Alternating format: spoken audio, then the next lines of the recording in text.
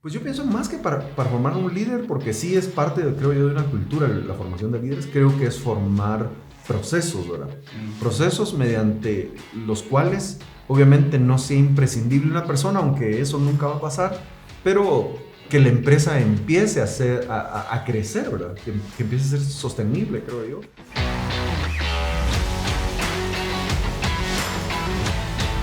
El invitado de hoy en el podcast es una persona con mucha experiencia. Ha sido director y gerente en diferentes tipos de empresas. Por ejemplo, retail, alimentación, mercadeo. Él tiene estudios en administración de negocios y también un posgrado en marketing gerencial. Tuvimos un podcast muy ameno donde hablamos de servicio al cliente, hablamos de administración, hablamos de cultura organizacional y también de algunas experiencias. Acompáñame en este podcast.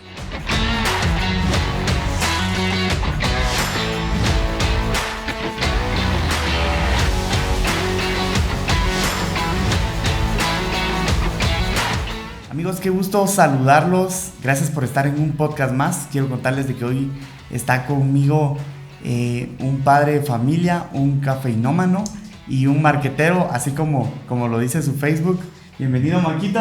Gracias, un tremendo gusto. Qué gusto que puedas tomarte el tiempo y que podamos compartir un poco con tu persona y obviamente toda tu experiencia y todo lo que has, el recorrido que has tenido a lo largo de tu carrera profesional. Gracias. Estoy seguro de que nos va a aportar muchísimo valor en este podcast. Pues es la idea, gracias por la invitación, es un gusto en realidad, no solo platicar con vos, sino estar aquí en este podcast, entonces vamos a ver de qué forma apoyamos. Buenísimo, buenísimo. Maquito, ¿cuántos años llevas ya en el tema del marketing? Tienes ya muchos años. Yo pienso que al final es toda una vida, creo que uno no termina de darse cuenta de qué forma influye el marketing en este caso en todas las cosas que uno hace, ¿verdad? Hace muchos años, y no quiero hacer cuentas porque entonces no me voy a sentir tan bien y motivado, pero hace muchos años me acuerdo que en realidad la carrera que yo empecé a estudiar en la universidad no era marketing, sino era arquitectura. Me gustaba dibujar y cosas así, ¿verdad? Entonces, y luego pues me di cuenta que no era parte de mis habilidades el dibujo a mano alzada, dirían ahí en la universidad, ¿verdad? Y empecé a estudiar marketing. Yo creo que ha sido parte de todo lo que he hecho y de toda la experiencia. La otra vez estaba viendo es como una imagen que muestran ahí de cómo encuentra uno el propósito de su vida. Tiene que ver en lo que a uno le gusta, en lo que uno hace exactamente, etc. Y sí me di cuenta que de repente, a pesar de... Sí estudié una maestría en marketing, pero mi trasfondo, digamos, es administrativo más que de marketing. Creo yo que el marketing es algo que me define, ¿verdad? Me define como persona, es algo que me gusta. Alguna vez alguien me preguntó eso, ¿al por qué? Y yo pienso que lo que he aprendido del marketing es que todo tiene una solución y todo tiene un camino, ¿verdad? Hay que hallarlo, ¿verdad? Hay que pensar, hay que analizar. Eso es lo que me gusta del marketing y por eso me considero marketero en el sentido de tratar de hallarle una solución a las cosas. Buenísimo, buenísimo, Maquito.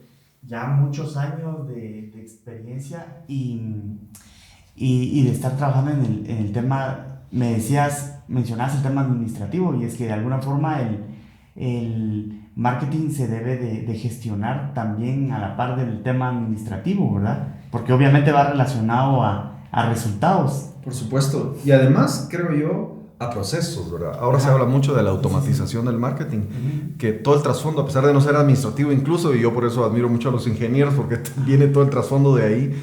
Creo yo que cuando automatizamos, cuando desarrollamos procesos, que es lo que nos enseñan en el área administrativa, el control, la dirección, la ejecución, etcétera, creo yo que es una base muy importante para que el marketing como tal pueda desarrollarse, ¿verdad?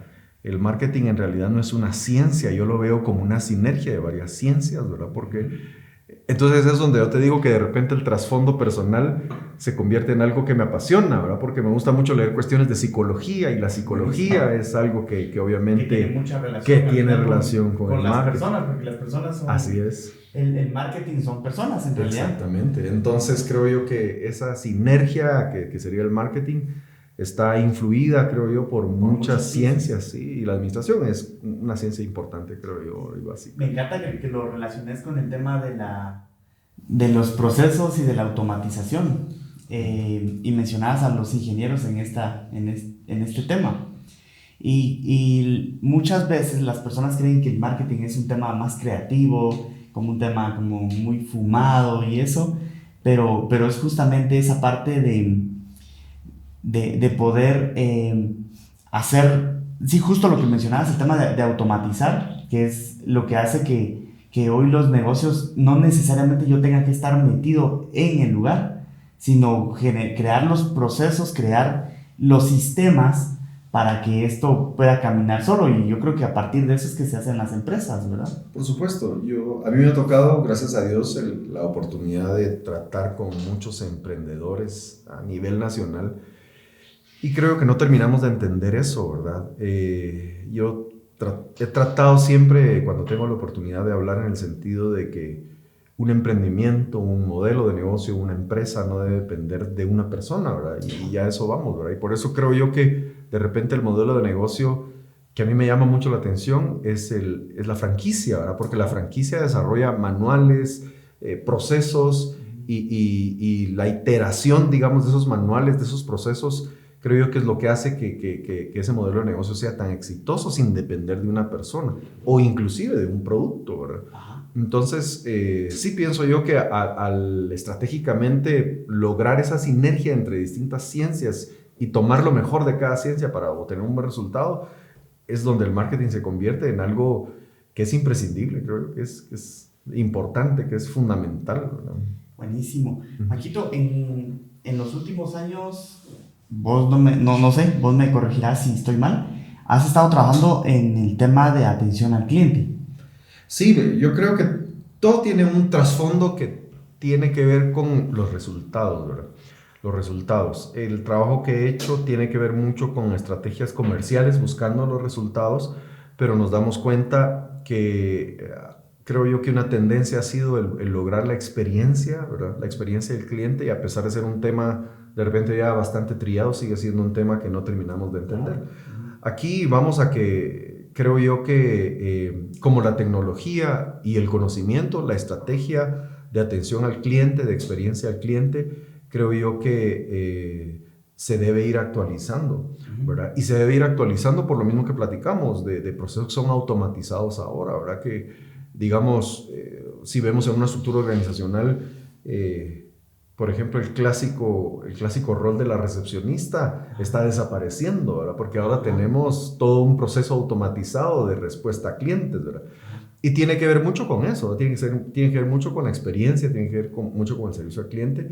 Y me ha tocado hablar con empresas, digamos, que tienen muchos años, son muy grandes, que todavía, incluso a pesar de esa experiencia, no han logrado establecer un proceso, una estrategia que los lleve a generar una cultura de experiencia, ¿verdad? Muchas están luchando, creo yo, incluso empresas grandes.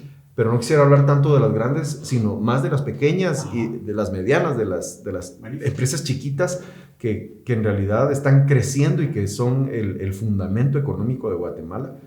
Y creo yo que en ese punto no hemos entendido este tema, ¿verdad? No hemos entendido lo fundamental, podría decir yo, que es el servicio al cliente. No importa si es cliente externo, si es cliente interno, si nuestro modelo de negocio tiene que ver con un proceso directo al consumidor, con un proceso de empresa a empresa, no importa, ¿verdad? Cuando nosotros logramos entender el tema del cliente, digamos, creo yo que del consumidor, del usuario, creo yo que entonces sí podemos empezar a establecer un modelo de negocio que tenga éxito en todas las áreas, pienso yo, y más en el área comercial, que es lo que se busca, ¿verdad? Buenísimo. Ahorita que mencionas esa parte mencionabas la parte de la cultura organizacional, y ahorita que mencionas el tema de la atención al cliente, yo siempre he pensado y lo he mencionado que regularmente las pequeñas empresas o las microempresas se parecen en el tema de la atención al cliente, se parecen mucho a sus dueños.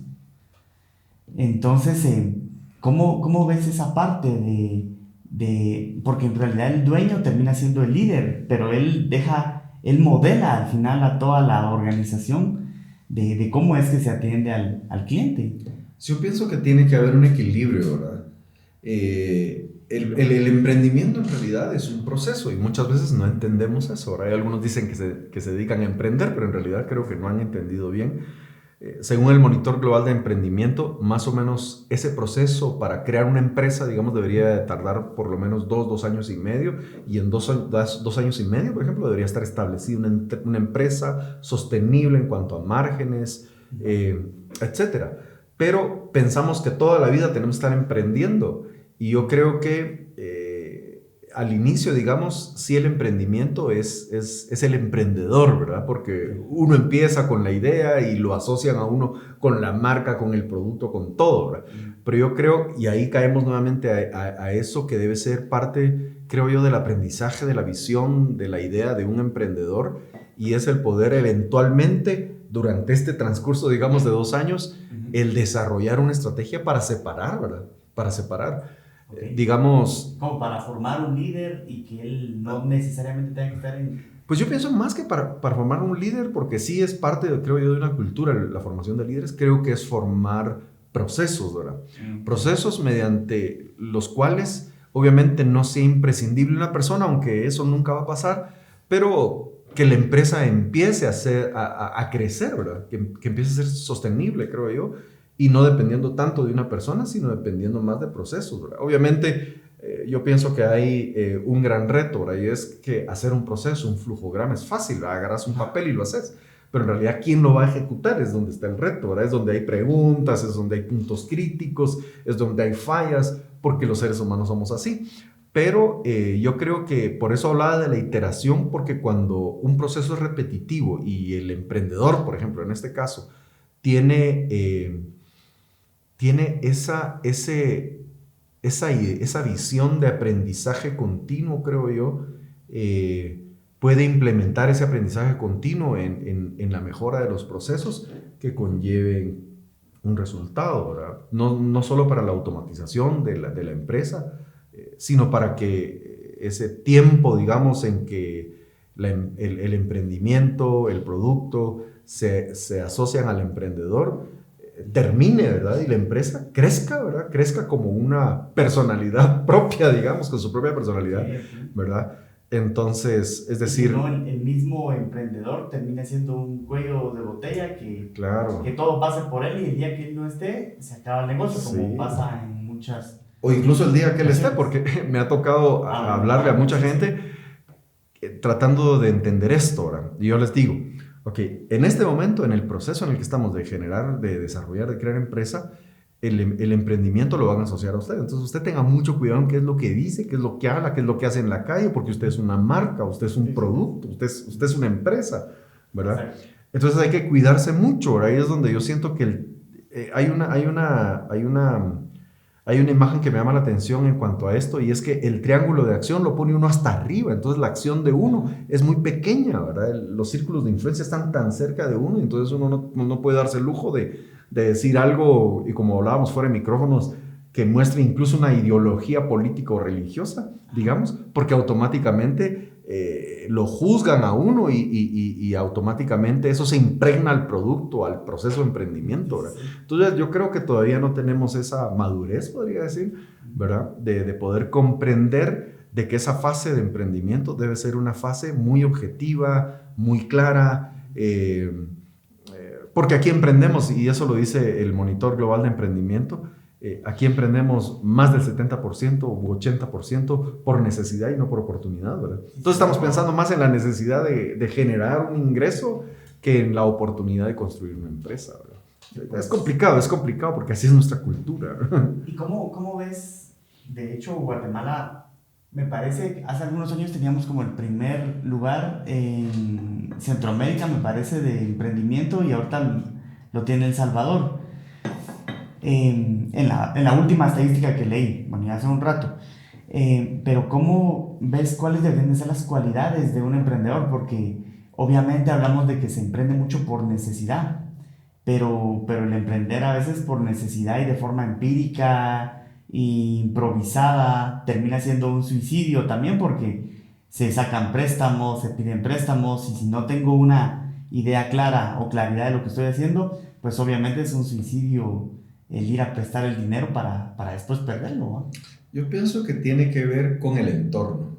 Okay. Y tal vez no le quiero echar la culpa, obviamente, al gobierno, pero yo creo que el entorno tiene mucho que ver. Yo lo asocio, por ejemplo, a ser padre, ¿verdad? A ser papá. Nadie te enseña a ser papá, ¿verdad? Y cometes errores, pero yo creo que si tenés la voluntad de investigar, de estudiar, de leer, de analizar, de ver lo que está pasando y tener como la conciencia, un propósito de ser un buen padre, creo yo que puede serlo. Y sí depende de uno, por supuesto, porque uno debe tener la iniciativa del autoconocimiento y el autoaprendizaje. Pero ¿qué pasaría si yo tengo esa iniciativa, pero no encuentro algo en mi entorno que me ayude, una herramienta que me ayude? Entonces yo lo veo así con el emprendimiento, ¿verdad? Pues el emprendimiento, al final de cuentas, es darle vida a una empresa. Pero yo puedo tener muy buenas ideas de repente, puedo tener muy buena, no sé, tener una buena iniciativa, una buena visión, motivación. una buena motivación, pero si en el entorno no encuentro las herramientas que me apoyen, entonces creo yo que por eso estamos como estamos, ¿verdad? Ajá. Yo estaba hablando y he hablado con algunas organizaciones educativas incluso y de empresas, etcétera. Yo les digo que no hemos entendido algo. Lamentablemente, la pandemia, que se convierte en un gran reto de aprendizaje, debería dejarnos algo, ¿verdad? Y yo siento que no nos está dejando mucho, ¿verdad? O sea, la pandemia como entorno sí trae mucho aprendizaje, porque así es, los retos son sinónimo de aprendizaje. Pero nosotros de este lado que estamos involucrados en la pandemia, no estamos abriendo los ojos y no estamos aprendiendo en realidad. Porque yo les decía a estas instituciones que al final de cuentas, si yo quiero emprender, tengo una idea de negocio, vengo y caigo, voy a decirlo coloquialmente, hacia un entorno, ¿verdad? Donde está el gobierno, donde están las universidades, donde están asociaciones, organizaciones, el mismo comercio, etcétera.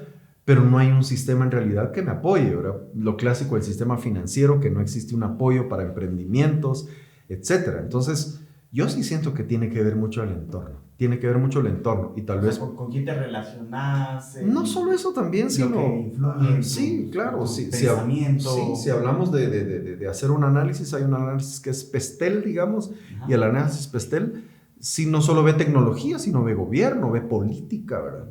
Entonces yo creo que incluso el gobierno tiene mucho que ver, ¿verdad? Ahorita acaba de haber un cambio de ministro de Economía acá y antier hizo una presentación de una idea que es muy interesante en cuanto al desarrollo de la innovación, etcétera. Pero creo yo que todo lo que está alrededor debe de ser, como mencionaba, como lo del marketing, todo debería convertirse en una sinergia para el emprendedor. Pero cada quien está viendo para su lado, ¿verdad? O sea, el gobierno ve para su lado, las instituciones educativas ven para el suyo, la economía informal ve para su... O sea, todos tenemos un interés y estamos viendo hacia cada lado. Y ahí es donde viene esta palabra que utilizaste hace un ratito, y es que sí necesitamos liderazgo. Sí necesitamos un liderazgo, en este caso de país, que pueda juntar, digamos, todos los actores, digamos, de este entorno y poner una visión de sistematizar, ¿verdad? Para que todos los emprendimientos, si estamos hablando que el 70 o más % es por necesidad, obviamente es la pirámide de Maslow, ¿verdad? Lo básico son las necesidades primordiales por las cuales luchamos, eso no se puede quitar, pero creo yo que sí el entorno debe de ser una sinergia de todos los actores para poder hacer que los emprendimientos entonces tengan éxito, ¿verdad? Y de ahí de repente lo que ha pasado en El Salvador o en Costa Rica, por ejemplo, que el mismo gobierno ha impulsado mucho políticas, ideas de unión de diferentes participantes o actores del entorno para poder ayudar a que el emprendimiento sea mejor, tenga éxito, sea sostenible, sea a largo plazo, etcétera, ¿verdad? Excelente. Sí, sí. Para vos, ¿cuáles deberían ser las características de un emprendedor? Yo pienso que debería haber mucha... Ahorita voy a hablarlo desde un punto de vista de mercadeo, pero yo creo que siempre debe haber un hambre de investigación. Creo que debe haber un hambre de investigación que tiene que ver, no sé, con el autoaprendizaje, con la iniciativa. Creo yo que al final de cuentas son cualidades que uno debería de tener para poder sustentar más una idea, ¿verdad? Es decir, una hipótesis no se valida sin un trasfondo de investigación que fundamente la respuesta, digamos, en este caso, o que fundamente la investigación y ver si se cumple la hipótesis que tenés. Y no es solo porque a mí me gusta o porque yo pienso que eso funciona. Claro, yo creo que no podemos quitar eso de ¿cómo se llama? De la fórmula, ¿verdad? Que obviamente me guste, porque siempre voy a buscar cosas que me gusten, que me apasionen. Y está bien, ¿verdad? Porque supuestamente es la fórmula del éxito, eso, ¿verdad? Hacer algo que también a uno le apasione. Entonces yo creo que no hay que quitarlo. Pero yo creo que de balde estoy haciendo algo que me apasione y me guste si en realidad no tengo un trasfondo de investigación que lo que estoy haciendo, si es una necesidad en el mercado, pues porque entonces no va a tener ningún tipo de sentido, que a mí me guste, pero que al mercado no le guste. Entonces yo pienso que debe haber un equilibrio, pero yo siento que sí nos hace falta, por nuestra cultura, nos hace falta mucho eso de investigar, de leer, que nos genera una conciencia e incluso nos quita el temor, ¿verdad? El temor paraliza, pero el temor viene a partir de la falta de información, ¿verdad? Que uno dice que provoca incertidumbre, ¿verdad? No sé qué hacer, ¿verdad? Pero hay que investigar y entonces cuando uno investiga sabe qué hacer porque tiene la información. Entonces yo creo que esta es una cualidad muy importante, ¿verdad? El investigar, el tener esa iniciativa. Obviamente esto nos va a dar un trasfondo fundamental muy importante para generar o para validar cualquier hipótesis, idea o lo que me guste, como decís, ¿verdad? A través de la investigación, ¿verdad? Entonces creo que va a convertirse entonces en la búsqueda de suplir mis necesidades, que tiene más del 70% de emprendedores, a convertirlo en una solución para las necesidades de los demás. Y yo creo que a partir de ese cambio, digamos, yo creo que empezamos a fundamentar un emprendimiento, una idea de negocio que sea sostenible.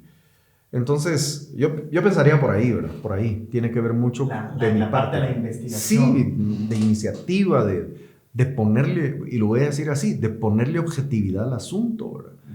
Yo creo que muchas veces nos cuesta eso, ¿verdad? El ser responsables, comprometidos con una idea, ¿verdad? Con un concepto, ¿verdad? Es decir, no sé, culturalmente somos una cultura muy mediocre, y lo digo con mucho respeto, pero eso pasa, ¿verdad? Somos muy mediocres. Es decir, aquí aplaudimos cuando pasamos con un 60. Muy improvisada, ¿verdad? Sí, también, ¿verdad? Celebramos la improvisación, que al final improvisar no es malo, porque también es parte de una cualidad y es necesario hacerlo. Claro. Pero no volverlo como un estilo de vida, ¿verdad? Ya, Sí. O sea, todo el tiempo improviso y celebro que improvisé y me salió más o menos bien, ¿va? Sí, hay dos cualidades que se necesitan, dicen, en el emprendimiento, y por eso yo personalmente soy de la idea que uno no debería emprender solo. Pero hay dos grandes necesidades, ¿verdad? Alguien que sea un visionario, ¿verdad? Alguien que tenga eso que mencionas, ¿verdad? Es decir, que, como coloquialmente decimos aquí, que se esté fumando las ideas, pues, y que diga, quiero hacer, y que piense en grande, ¿verdad? Y a la par necesitamos a alguien que administre, que sea objetivo, que sea analítico. Y muchas veces esas dos cualidades no las encontrás en una sola persona, ¿verdad? Son personalidades distintas, creo yo, incluso si se me figuran a mí las dos partes del cerebro. Exactamente, ¿verdad? Uno creativo y otro analítico, sí, ¿verdad? Entonces, creo yo que sí debería de hacerse, y como lo mencionabas hace un ratito, debería hacerse esas alianzas. Creo que es importante también, ¿verdad? Muchas veces el emprendimiento inicia solo y eso es bien complicado. Uno debería de tener como esa conciencia, ¿verdad? De que uno necesita ayuda, y eso ya tiene que ver con el orgullo y ¿cómo se llama? Entonces deberíamos de ser más humildes, ¿verdad? Buscar ayuda, obviamente hacerlo de una forma inteligente, de una forma estratégica, porque hablamos de una alianza, ¿verdad? Entonces, y creo que ahí podríamos fundamentar bien un proceso, ¿verdad? Okay, buenísimo. Mencionabas el tema de la investigación, mencionabas el tema de la humildad y entender también cuáles son mis habilidades, ¿verdad? Y buscar también un socio o una persona que me acompañe en este viaje que tenga otras habilidades distintas a las mías, ¿verdad? Que siempre ponemos el ejemplo de que se juntan 3 ingenieros a emprender algo, se juntan 3 diseñadores a emprender algo y todos tienen la misma personalidad, entonces solo son buenos amigos, pero no son buenos para hacer negocios, ¿verdad? Mencionabas algo, el tema de la investigación, y me llama mucho la atención porque pues hay emprendedores y microempresarios viendo este podcast y la pregunta tal vez sería, sí, yo puedo investigar en Google, tal vez esa sería pero ¿en qué otros lugares podría investigar un emprendedor? Yo creo que hemos menospreciado mucho, dos aspectos que considero importantes. El primero, la humildad, ¿verdad? Entonces, creo yo que en la fase de emprendimiento e incluso en la fase empresarial, siempre debe existir para nosotros, porque el ser humano lo busca, una guía de cómo hacer las cosas, ¿verdad? Porque no sabemos hacer todo, como bien lo mencionas. Entonces, yo creo que siempre deberíamos de tener alguien, ¿verdad? En este caso voy a ponerle nombre. Yo creo que un mentor, exactamente. Entonces, todos deberíamos tener un mentor, alguien que nosotros admiremos, pero la función del mentor no es solo pues eso, ¿verdad? Estar ahí y motivarnos de repente, porque no hablo de un coaching específicamente, sino de un mentor. Y un mentor tiene una función muy importante y es que es un experto en el área. Exactamente, y no solo un experto, sino está conectado, ¿verdad? Es decir, le hablas a tu mentor y le dices, mire, no sé qué hacer. Entonces el mentor viene y te dice, llama acá. ¿verdad? Sí, o ya te recomiendo tal persona, etcétera, ¿verdad? Entonces yo creo que la figura de un mentor es muy importante en el proceso de emprendimiento y ¿cómo se llama? Y empresarial. Y no solo la figura de un mentor, creo yo, sino también creo que es importante el poder desarrollar la iniciativa propia también, ¿verdad? De buscar ese tipo de alianzas. Tal vez el mentor lo veo desde un punto de vista de una figura, de seguir, de motivarte, de que te ayude. Y la inspiración. Exactamente, la inspiración son cuestiones muy, no sé, espirituales, voy a decir. Pero de ahí tenemos la otra parte, que es la parte que hemos descuidado, que son las relaciones públicas. Yo creo que es una estrategia que tiene que ver mucho con el servicio al cliente que mencionábamos anteriormente, pero tiene que ver con que el emprendedor no se quede encerrado, ¿verdad? Desarrollando el producto, porque puede ser el mejor desarrollo, pero si no te conocen no tiene ningún sentido. Sí, alguien decía, la calidad de tus relaciones habla de tu calidad de vida, habla de la calidad de tus finanzas también, ¿verdad? Por supuesto, y entonces alguien decía también, y me gustaba eso, ¿verdad? Si en la habitación donde estás eres el más inteligente, estás en la habitación incorrecta, ¿verdad? Lo que tiene que buscar uno es eso, ¿verdad? Y es a través de las relaciones públicas. Entonces yo creo que a la par de estar desarrollando un buen producto, un buen servicio, una buena idea de negocio, un buen seguimiento con un mentor, uno tiene que salir y hacer relaciones públicas. Tenés que cuidar una cadena de suministros si estás desarrollando un producto, ¿verdad? Es decir, quiénes son tus proveedores, etcétera, ¿verdad? Y toda la trazabilidad comercial de poder llevar tu producto a quien corresponda. Entonces, en todo este camino, digamos, de hacia atrás, hacia adelante, en todo ese camino hay mucha gente que está involucrada. Y si yo no logro tener buenas relaciones públicas, incluso no voy a poder negociar un buen precio con un proveedor, no voy a poder negociar un buen punto de distribución o punto de venta, etcétera, ¿verdad? Entonces, yo creo que esa fase es importante. Y aquí he de decir que viene a la mente una emprendedora que conozco del Centro Municipal de la Municipalidad de Guatemala, con quien estuve dando algunas capacitaciones. Y yo le decía a ella se llama Cristina, yo le decía, Cristina, usted tal vez estoy tratando de hacer ahorita, no sé, recordarme de cuántos emprendedores he atendido. Le digo, pero del montón de emprendedores que he atendido, tengo 2 en la mente nada más que tienen esa facilidad de relaciones públicas que usted tiene, que han impactado directamente el resultado comercial del emprendimiento. O sea, ha crecido, ¿verdad? O sea, los productos que distribuye están en grandes retails a nivel nacional, etc. Yo le digo, ¿cómo ha logrado eso? Y se queda así como que, pues buscando, ¿verdad? Yendo a tocar puertas, etc. Y eso nos hace falta, ¿verdad? Entonces, aquí me llama mucho la atención lo que hablábamos con respecto a personalidades, cualidades o habilidades o capacidades que cada quien debe tener. Ella aprendió, porque ella hace unos muñequitos de lana muy bonitos. Ella no los hace, ella sí aprendió, pero en realidad ella usa toda una cadena de suministros, digamos, donde hay un grupo de señoras de Chimaltenango que se dedican a eso, son expertas en tejer, son expertas. Entonces ella lo que hizo es, aprendió a tejer, hizo un modelo y les llevó y les dijo, ¿me pueden hacer 50 de estos? Y las señoras, sí, ¿verdad? Generó trabajo. Y ella lo que está haciendo en realidad es traer ese producto, digamos, hacerle un empaque muy bonito y comercializarlo y venderlo, ¿verdad? A lo que voy es, no todos los emprendedores obviamente tienen ese tipo de habilidades, pero son imprescindibles. Y yo creo que el buscar la puerta, digamos, a través de las relaciones públicas es demasiado importante, es muy importante. Yo creo que eso lo hemos descuidado. Y justamente ahorita que mencionas eso, hace algún tiempo yo escuché algo que me llamó mucho la atención y era ¿qué vas, si tu hijo tuviera que quedarse solo, ¿qué meterías dentro de su mochila? ¿Verdad? Entonces, alguien hablaba de una serie de habilidades, pero yo creo que la parte de la habilidad de las relaciones públicas es algo que no se enseña en las universidades, aunque sí hay cursos, pero esos cursos no te ayudan tanto como que sí se pusieran como algo imprescindible en la vida. El tema de aprender a relacionarte con otras personas. Sí. Y lo mencionas ahora con el tema de emprendedores. ¿Qué pasa si tal vez yo no tengo esa habilidad, pero mi socio sí lo tiene? Claro. Lo único es de que yo corro un riesgo, que en algún momento si algo se termina, el socio obviamente es el de la relación, ¿verdad? Claro, sí, yo pienso que por eso el trasfondo, y en alguna charla me acuerdo que di, el socio, esa palabra es una palabra complicada, porque es una palabra que genera muchas veces desconfianza por X o Y experiencia que haya tenido. Sí. Creo que todos hemos tenido eventualmente una mala experiencia, ¿verdad? Por eso yo no hablo de buscar socios, sino de buscar aliados. Okay. De buscar aliados y tener en mi sistema, y nuevamente caemos a lo mismo, cuando decís un aliado, no es alguien que esté conmigo dentro del negocio. No. Es alguien que me va a ayudar en el viaje, pero funciona dentro de mi ecosistema de por supuesto, trabajo. Por supuesto.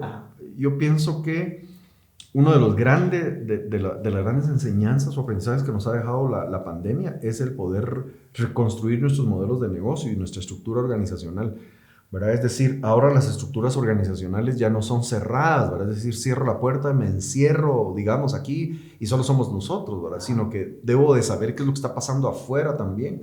Y entonces, el organigrama, por ejemplo, que es la primera figura que se me viene a la mente, ya no es un organigrama que incluye únicamente la departamentalización como tal de la empresa, sino que incluye a mis proveedores, incluye a mis aliados, porque yo debo de tener como emprendedor, como gerente, como propietario, lo que sea, debo de tener una visión amplia de qué es lo que está pasando a mi alrededor y yo soy el que tengo que controlar las cosas. ¿Qué es lo que hace el Lean Canvas o el Model Canvas Business, verdad? Que ya tiene ese espacio para sí, que incluya quiénes son mis... Por supuesto, y yo creo que sí, y yo pienso que eso es lo que debemos de ejecutar ahora, ¿verdad? Es decir, como te decía hace un ratito, que la parte del aprendizaje sea el poder no solo entender el entorno, qué es lo que ha estado pasando, qué nos enseña el entorno, traerlo a la mesa, esbozarlo, dibujarlo, tener mucha claridad y ejecutarlo, ¿verdad? Alguien decía que somos una generación que nos encanta planificar, pero no ejecutar, ¿verdad?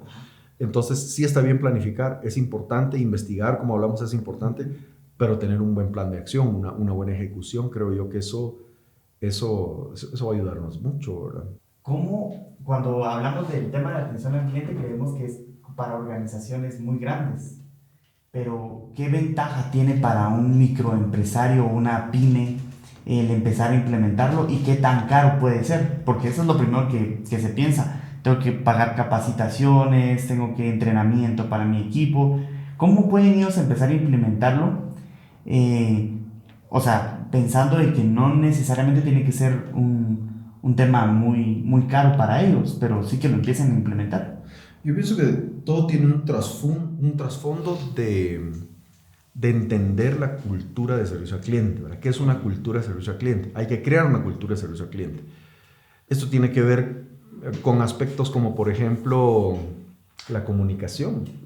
La comunicación es parte de una cultura de servicio al cliente. Entonces, yo debo tener mucha claridad en mi lenguaje, ¿verdad? Es decir, cómo me voy a comunicar, cómo voy a tratar a la gente, parece que es básico, ¿verdad? Pero, por supuesto que sí, ¿verdad? Pero no, al final el tema del habla es una cosa muy amplia. Sí, es amplia pero básica, como bien lo mencionas, y tenemos que regresar a lo básico, ¿verdad? Entonces, entender la cultura de servicio al cliente creo que es imprescindible para no pensar en qué me puede salir caro o algo así, ¿verdad? Yo creo que todas las plataformas digitales han venido a apoyar, digamos, en el sentido de los costos, ¿verdad? Porque ahora tenemos respuestas automáticas para como clientes, los etcétera. bots, los robots. Exactamente. Sí, entonces yo creo que eso ha venido a que los costos disminuyan, digamos. No tener una persona ahí, sino el saber automatizar mis plataformas digitales de respuesta. Pero yo creo que el trasfondo de servicio al cliente es la cultura, la comunicación, creo yo, el producto como tal, mis puntos de venta, la fanpage, famosa fanpage de Facebook que se convierte en algo que muestra que tiene ese contacto directamente con el cliente, ¿verdad? Yo le llamo a esto... La información, sí, son los horarios, ¿verdad? Claro, yo le llamo a esto la primera línea, ¿verdad? ¿Quiénes están en la primera línea, ¿verdad? Y de qué cliente estamos hablando. Estamos hablando de un consumidor final, estamos hablando de una empresa, etc. Entonces, debo de tener como mucha claridad de qué es lo que yo tengo en primera línea. Porque lo que tengo en primera línea, por ejemplo, si es una fanpage, ¿qué es lo primero que ve la gente? Como mencionabas, mis horarios, mi información tiene que estar actualizada, las respuestas tienen que ser inmediatas, etc. Eso es servicio al cliente. Todo lo que tengo que analizar, y eso no me cuesta nada, hasta cierto punto, digamos, ¿verdad? Pero tengo que analizar exactamente eso, ¿verdad? Generar una cultura de servicio al cliente donde mi primera línea y los actores, los elementos que estén en mi primera línea siempre tengan una visión muy, muy clara de qué es cómo quiero presentarme yo delante de la gente, ¿verdad? Y qué quiero que la gente, porque ahí podríamos incluir el proceso de experiencia, qué es lo que la gente quiero que sienta al momento de ver algo, ¿verdad? ¿Cuál va a ser la primera impresión? ¿Qué va a sentir en la primera llegada a la página, ¿verdad? O al entrar al lugar. Sí, es como... el primer punto de contacto. Sí, es como el menú en un restaurante, ¿verdad? Ajá. Llegas a un restaurante y lo primero que te dan es un menú. Y ahora horrible, ¿verdad? Que te ponen un código QR. Y uno está como que no lo puede usar. O sea... esa experiencia de cliente, te descarga un PDF y el PDF no sabes dónde cayó en tu teléfono. Sí. Y si ya lo has descargado un montón de veces... Exacto, a eso voy. Sí. Entonces, si te das cuenta, no son cosas en realidad que te generen un costo. Al contrario, si no tenemos la conciencia, lo que está generando es un costo a largo plazo, ¿verdad? Porque el cliente ya no va a regresar y eso cuesta. Y eso sí cuesta en realidad. Sí, eso es más caro. Entonces, creo yo que debemos de analizar eso, ¿verdad? Es decir, ¿qué tenemos en la primera línea? Y si es un menú, por ejemplo, que hablábamos del restaurante, yo admiro mucho a unos amigos que tengo en Cobán, que ellos empezaron en un proyecto de emprendimiento precisamente, y yo les digo, cada vez que yo vengo aquí al restaurante de ustedes, les digo, y leo la carta, se me hace agua a la boca, les digo, ustedes no sé ni por qué son venezolanos, ¿verdad? Yo les digo, yo no sé ni por qué ustedes... o sea, yo me imagino los ingredientes que ustedes ponen ahí para las arepas. Me encantan las arepas, ¿verdad? Okay. Y empiezo a ver una arepa rellena de chorizo con eso. ¿Y yo les digo, por qué? ¿Por la foto? ¿Eso por la descripción? Es la descripción. La descripción, es la descripción. Hay un trabajo ahí de copywriting bien hecho.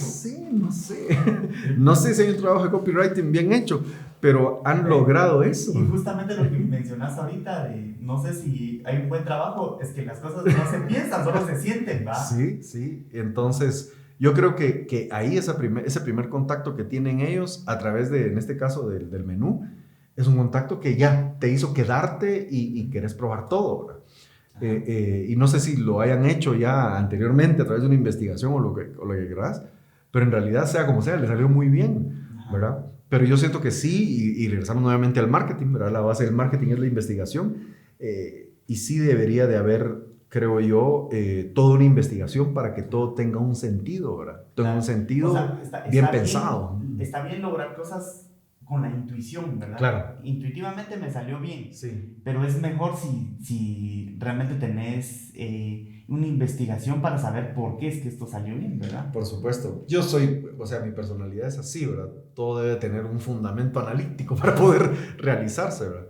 Pero yo creo que sí debe haber un equilibrio, como lo mencionas, ¿verdad? Debe haber esa inspiración, esa motivación de alguien que tenga una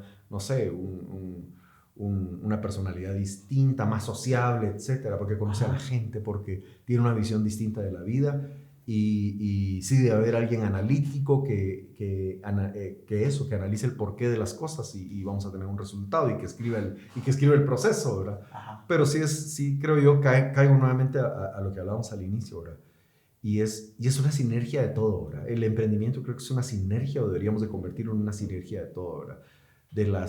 Debemos estar muy claros de cuáles son las habilidades que tenemos, ¿verdad? Hacer un FODA personal y saber cuáles son las fortalezas, las debilidades. Y esa es la parte de autoconocimiento, ¿verdad? Por supuesto.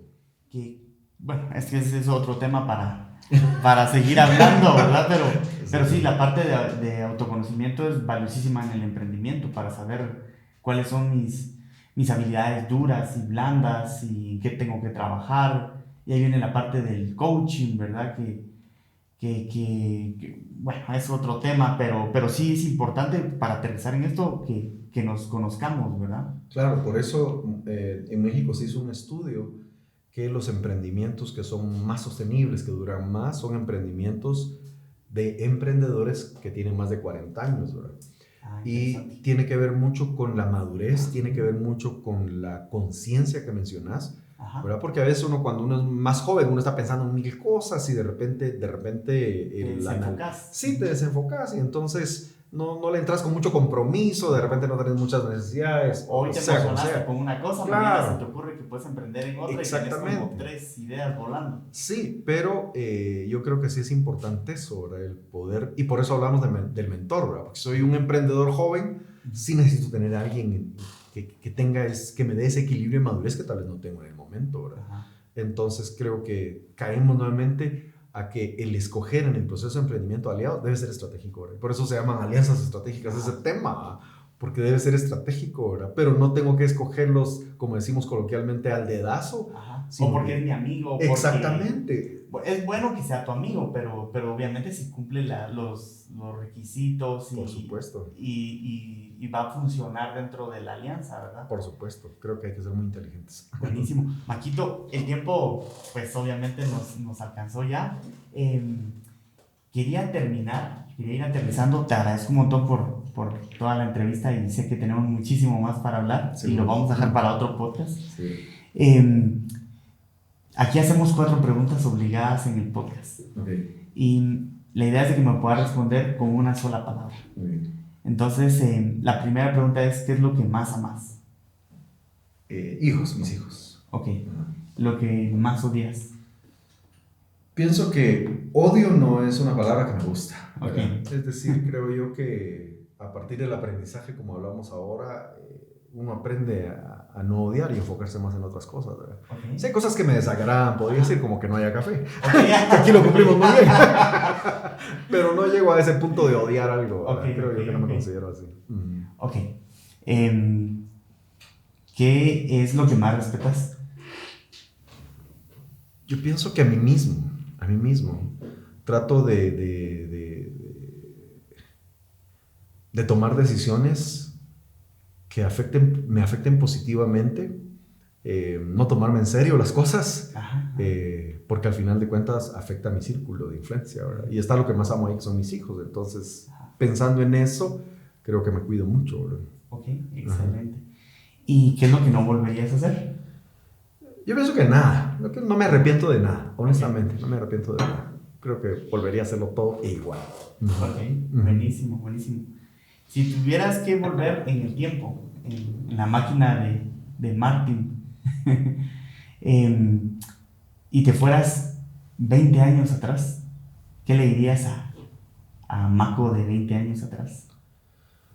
Yo pienso que mi personalidad es una personalidad que es muy ensimismada, creo yo, ¿verdad? Que es como me he autoanalizado, y de repente a veces eso no ayuda mucho, ¿verdad? Entonces, tal vez el consejo que me daría es el poder expresarme más, ¿verdad? Aparte que me encanta hablar, creo que es importante eso, el saber expresar, obviamente en el momento, a la persona, el entorno adecuado y todo, pero expresarme más, ¿verdad? Creo que el expresarse de una forma correcta en los momentos adecuados hace que aproveches muchas oportunidades, que se te abran puertas, que desarrolles relaciones, o sea, todo, ¿verdad? El saber expresarse bien. Entonces creo que mi enfoque siempre sería eso, el expresarme mejor. Ok, excelente. Maquito, te agradezco un montón por el tiempo. Gracias. Fue un buen tiempo con tu persona, y pues te dejo el espacio para que puedas despedirte de la audiencia del podcast de Boca Abierta. Gracias, pues estoy muy agradecido por la oportunidad y al final de cuentas creo que hay muchas cosas que hablar y lo que pienso es que debemos siempre tener la humildad del aprendizaje que debería ser parte de nuestros objetivos de vida, así que les animo a seguir escuchando el podcast porque hay mucha información que va a ser muy importante para ustedes y que la apliquen, ¿verdad? Y obviamente hay canales de comunicación para que ustedes puedan también hablar por acá. Ok, excelente. Gracias, Marquito, por el tiempo. Un gran gusto, gracias por la invitación.